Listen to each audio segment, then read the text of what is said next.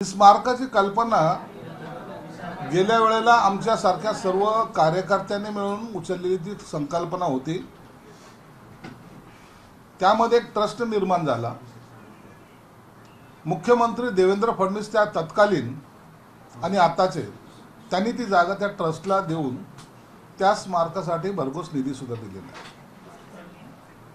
मला वाटतं ज्यांनी त्यांच्या काळामध्ये या स्मारकाच्या प्रगतीला किंवा ते निर्माण करायला जी गती दिली नाही ती गती एकनाथ शिंदे साहेब मुख्यमंत्री झाल्यानंतर त्याला गती देण्यात आली।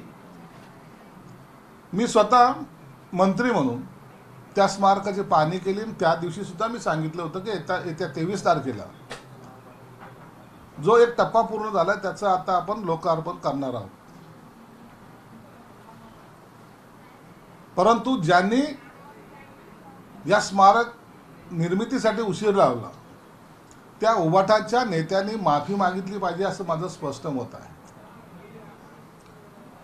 शिवसेना प्रमुखाबद्दल असलेली सर्वसामान्य माणसाला असलेली आस्था, त्यांच्यावर असलेलं प्रेम याचा कोणताही विचार न करता सत्तेसाठी आम्ही आहोत या आविर्भावामध्ये गेल्या कालखंडामध्ये त्यांनी सत्ता उपभोगली आणि या कामाकडे दुर्लक्ष केलं होतं। तेच आज फोटो काढून जसं जणू काही आम्हीच हे निर्माण केलेलं आहे, आमच्यामुळे स्मारक तयार होतंय, तो हट्टीपणा आजही त्यांनी सोडलेला नाही। म्हणून बाळासाहेबांचे विचार जे होते, जे ज्यांनी सोडलेत, त्यांनी या स्मारकाकडे जाताना किंवा तिथे उद्घाटन होताना प्रथमतः शिवसेना प्रमुखाची माफी मागितली पाहिजे ही माझी प्रमुख मागणी असणार आहे। उद्धव ठाकरेंनी एक वक्तव्य केलं की ज्यांनी बाळासाहेबांचे विचार सोडलेले नाहीत ते परत येऊ शकतात, दरवाजे उघडलेत त्यांनी। बाळासाहेबांचे विचार कुणाकडे आहेत हे महाराष्ट्र जाणतोय आणि या निवडणुकीमध्ये त्या सर्वांना त्यांची जागा शिवसैनिकांनी दाखवलेली आहे, मतदारांनी दाखवलेली आहे। बाळासाहेबांचे विचार काय होते हिंदुत्वाचे, तुमच्याकडे राहिलेत ते? पाकिस्तानचा झेंडा घेऊन मिरवणुकीमध्ये नाचणाऱ्यांकडे तो विषय राहिलेला आहे? मुसाला मिरवणुकीमध्ये घेऊन नाचणाऱ्यांच्याकडे तो विषय राहिलेला आहे? लोकसभेच्या वेळेला ज्या गल्ल्यामध्ये ते फिरत होते ते शिवसेना प्रमुखाला अपेक्षित होतं। म्हणून आता शिवसेना प्रमुखांचे विचार त्यांच्याकडे राहिलेले नाहीत। आज महाविकास आघाडीतील त्यांचे इतर सहकारी पक्ष त्यांना सोडून जात आहेत। त्यामुळं आता आपल्या मागे कोण हा जो क्वेश्चन मार्क त्यांच्यासमोर निर्माण झाला आहे, त्यामुळं आता आपल्याला अकेला चलोरेच्या भूमिकेत असावं लागेल आणि त्यासाठी आपण आता पुन्हा ती हाक दिली तर आपल्याबरोबर काही लोक येतील असं त्यांचं भ्रामक कल्पना आहे। परंतु आज जर पाहिलं उभाटामधून जाण्याचं प्रमाण ज्या स्पीडने आहे त्याचा प्रत्यय त्यांना आलेला आहे। म्हणून त्यांनी सांगितलंय की ज्यांना राहायचं असेल त्यांनी राहावं, ज्यांना जायचं असेल त्यांनी जावं, हे त्यांचं वाक्य। याचा अर्थच असा होतो की आता उभाटा गटामध्ये काहीही शिल्लक राहिलेलं नाही। एकीकडे शिल्लक राहिलेलं नाही म्हणताय तुम्ही, दुसरीकडे तर संजय राऊतांनी आज स्वबळाचा नारा दिला, सगळ्या महापालिका निवडणुकीत स्वबळावर आणि जिंकणार पुन्हा एकदा, असं स्वबळावर त्यांना लढावंच लागेल ना। काँग्रेस त्यांच्याबरोबर नाही, शरद पवार साहेब त्यांच्याबरोबर नाही, आता एक तर MIM बरोबर युती करणे किंवा स्वबळावर लढणे हा एकमेव पर्याय त्यांच्याकडे आहे। म्हणून स्वबळाचा नारा जो त्यांनी दिलेला आहे तो फार खुशीने किंवा आनंद दिला अशातला काही भाग नाही आहे। हे दोन्ही पक्ष जर त्यांच्याबरोबर नसतील तर त्यांना स्वबळावरच लढावं लागेल आणि स्वबळावर लढायला त्यांच्याकडे त्यांच्या कार्यकर्त्याची मानसिकता सुद्धा नाही। आता महाविकास आघाडी संपली, डिझॉल्व झालेलीच आहे। तुम्ही त्या सर्व नेत्यांची स्टेटमेंट पहा, हे आम्ही म्हणत नाहीये। काँग्रेसचं स्टेटमेंट बघा, गेल्या 2 महिन्याबद्दल त्यांचा असलेला रोष त्यांनी वारंवार व्यक्त केलेला आहे। शरद पवार साहेब हे कीप ममच्या भूमिकेत आहेत। कुठे गेले ते EVM घोटाळा, कुठे गेले पैशाचा एकदम म्हणजे वापर केला तेव्हा इलेक्शन जिंकले, हे सगळं बाजूला पडलं। आता मी पहिल्यांदा सांगितलं होतं की हे EVM घोटाळ्याच्या नावावर 8 दिवस दुखवटा साजरा करतील, 8 दिवसानंतर पुन्हा पुढे जायचा प्रयत्न करतील। परंतु त्यांना आता ती दिशा दिसत नाही. दिशा न दिसल्यामुळं त्यांच्या भांबवलेल्या अवस्थेला ते स्वतः कारणीभूत आहेत आणि म्हणून आता अकेला चलोरेच्या भूमिकेत त्यांना राहावं लागेल एवढं मात्र निश्चित. देवेंद्र फडणवीस म्हणतायत उद्धव ठाकरे काही माझे शत्रू नाहीत आणि राजकारणात काही होऊ शकते. इकडे हे सगळं तुम्ही संपलेलं दाखवताय त्यांचं आणि दुसरीकडे देवेंद्र फडणवीस मात्र वेगळे स्टेटमेंट करतात. देवेंद्र फडणवीस काय, आम्ही पण म्हणतो राजकारणात कोणी कोणाचा शत्रू नसतो. आम्ही कुणाला शत्रू मानत नाहीत. शत्रू ते लोक मानतायत. सत्ता आलं तर बर्फाच्या लादीवर झोपून त्यांची कस्टडी घेऊ असे म्हणणारे कुठे गेले. आता लाचारी पत्करणं हे एकमेव तुम्हाला ध्येय तुमच्या समोर आहे. तुम्हाला आता इतरांच्या दरवाज्यावर जावं लागेल म्हणजे जावंच लागेल. सिल्वर ओकचे दरवाजे सुद्धा तुमच्यासाठी बंद झाले हे तुमचं दुर्दैव आहे. राहुल गांधी तुम्हाला आता भेटत नाही हे तुमचं दुर्दैव आहे.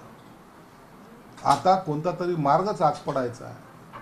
मग ज्याला काय अनेक नावांनी बोलल्या जायचं त्या देवेंद्र फडणवीसाला आज देवेंद्र फडणवीसजी महाराष्ट्राचे लाडके मुख्यमंत्रीजी ही जी काही भाषा बदललेली ही भाषा आता बदलून तुमचा काही उपयोग होणार नाही. तुम्ही तुमच्या भूमिकेशी ठाम राहा आणि स्वाभिमान ज्याला म्हणतात, तुम्ही जे गप्पा करायचे ना मफलर उडू फडकू झेंडे फडकू तर त्या भूमिकेत राहा आणि स्वाभिमान जर थोडासा शिल्लक असेल ना तर स्वतंत्रपणे निवडणूक लढवून दाखवा. पण याच्यात तुमची एक बुची आहे साहेब, तुम्ही हे सगळं ठाकरे गटाला झोडपताय. मात्र दुसऱ्या बाजूला महापालिका निवडणुकीत भारतीय जनता पार्टी म्हणते की आम्ही 16वरती लढू आणि तुमच्या पार्टीतले अनेक पदाधिकारी म्हणतात किंवा त्यांचा युतीसाठी प्रयत्न सुरू आहे की इकडून तुम्ही युतीसाठी हात पुढे करतायत आणि भाजप मात्र म्हणताय की आम्ही 16वरती लढणार. याचा निर्णय नेत्यांना घेऊ द्या ना. मुंबई महानगरपालिका असेल इतर महानगरपालिका जवळपास या महाराष्ट्रातल्या सर्व महानगरपालिकेच्या निवडणूक होणार आहेत. त्या कशा लढायच्या काय लढायचा याचा निर्णय देवेंद्र फडणवीस साहेब एकनाथ शिंदे साहेब अजितदादा मिळून घेणार आहेत. कार्यकर्त्याचं अनेकांचं वेगवेगळं मत आहे. त्या पद्धतीने ते आपल्या पद्धतीनं एक जण म्हणतो युतीमध्ये लढायचं, एक जण म्हणतो नाही लढायचं. स्वतंत्र जरी लढले तरी एकत्र महायुती म्हणून आम्ही एकत्रच राहणार आहोत पुढे. म्हणून या छोट्या निवडणुकीचा आमच्या महायुतीवर कोणताही परिणाम होणार नाही. देवेंद्रजी म्हणण्याचा ह्याला काही आधार असू शकतो? देवेंद्रजी वगैरे हे जे असं चाललेलं आहे, देवेंद्रजी वगैरे म्हणणं त्यांना कंपल्सरी झालं. आता म्हणा बरं, आता जे काही कार्टून काढत होते काढा बरं. आता जे काही तुमच्या समोर सांगायचे लोकांना असं त्वेषात मी म्हणत नाही काय म्हणतात त्यांना हे असं म्हणा बरं. आता त्यांना माहिती आहे 16ची डेअरिंग भाजपला इथून तर येत नाही.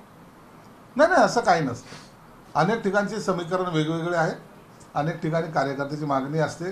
शिवसेनेची सुद्धा मागणी असते की कार्यकर्त्याची निवडणूक आहे, आपल्याला स्वतंत्र लढलं तर कार्यकर्त्याला संधी देता येईल म्हणून तेही प्रयत्न करतात. परंतु त्याचा महायुतीवर कोणताही परिणाम होणार नाही. नाही ही झाली समोरीची भाषा. पण भाजपने जे विधानसभेत यश मिळवलं ते यशामुळे त्यांना आता स्वतंत्र लढावं अशा पद्धतीचा निर्णय ते घेत आहेत. साहजिक आहे ना, वाटणं साहजिक आहे.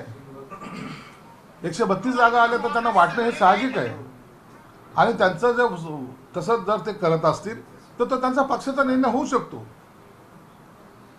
शिवसेनेचे सुद्धा अनेक लोक सांगतात की तुम्ही आपण स्वतंत्र लढलं पाहिजे.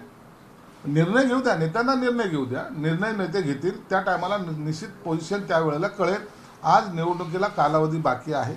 आज त्याच्यावर पुन्हा भाष्य करणं किंवा आमच्या महायुतीमध्ये काही फुटाफूट चाललेली असं समजणं चुकीचं आहे. बरं, तुम्ही म्हणतायत की बाळासाहेब ठाकरेंचे तुम्ही वारस आहात.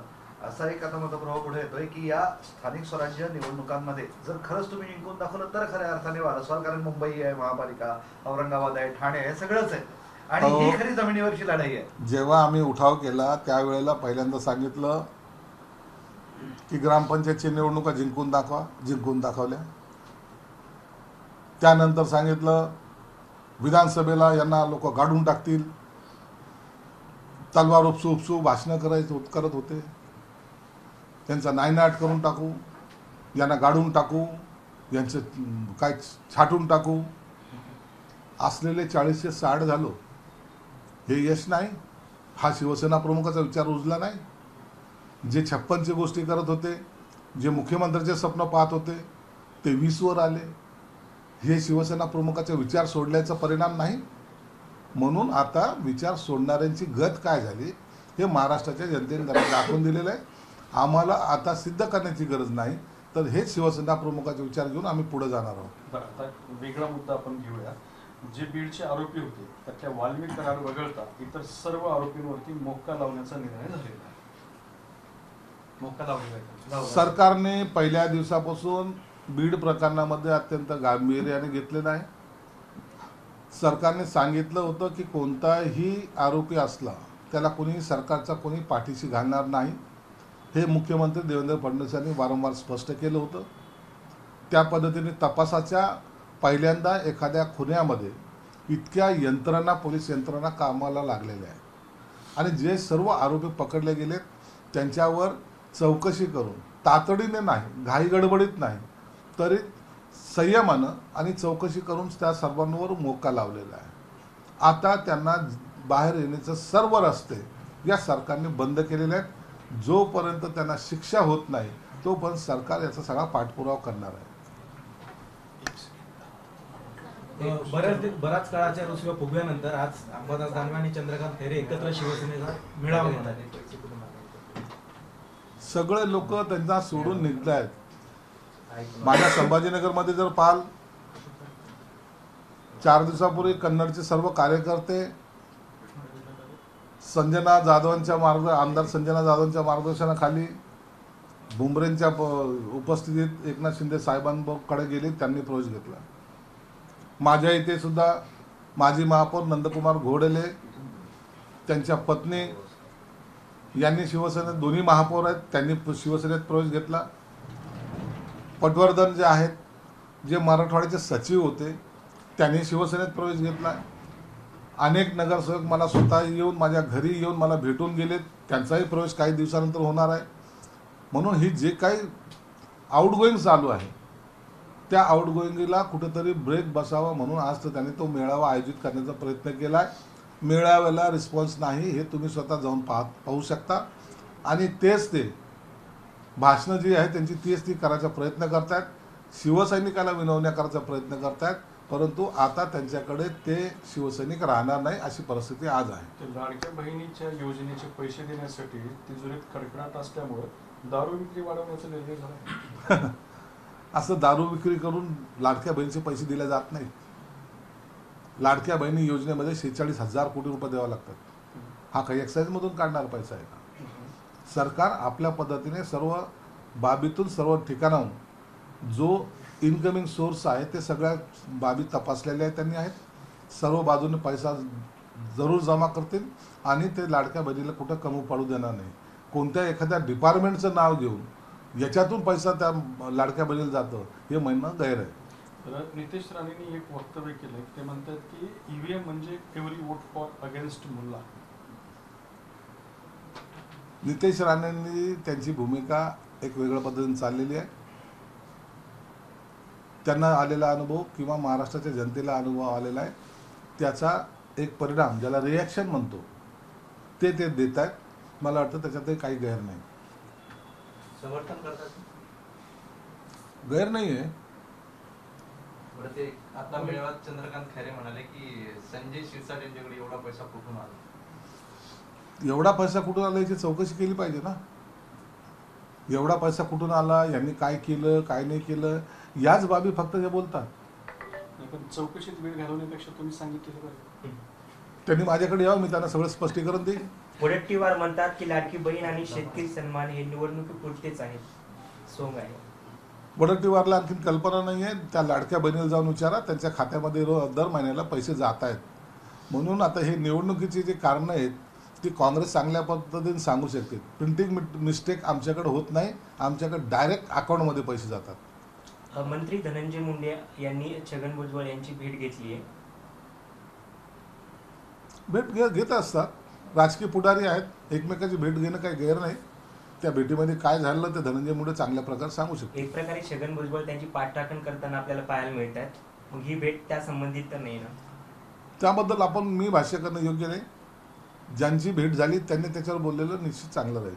देवेंद्र फडणवीस म्हणतात की फडणवीस घराण्यातील मी एकटाच राजकारणातील वारसदार असेल, याच्यानंतर कोणी त्या जागी येणार नाही, राजकारणात येणार नाही. हा त्यांच्या मनाचा मोठेपणा आहे. कोणी राहावं न राहावं हा प्रत्येकाचा आपापला निर्णय असतो, तो त्यांचा वैयक्तिक निर्णय आहे आणि त्याचं आम्ही स्वागत करतो. एबीपी माझा, उघडा डोळे बघा नीट.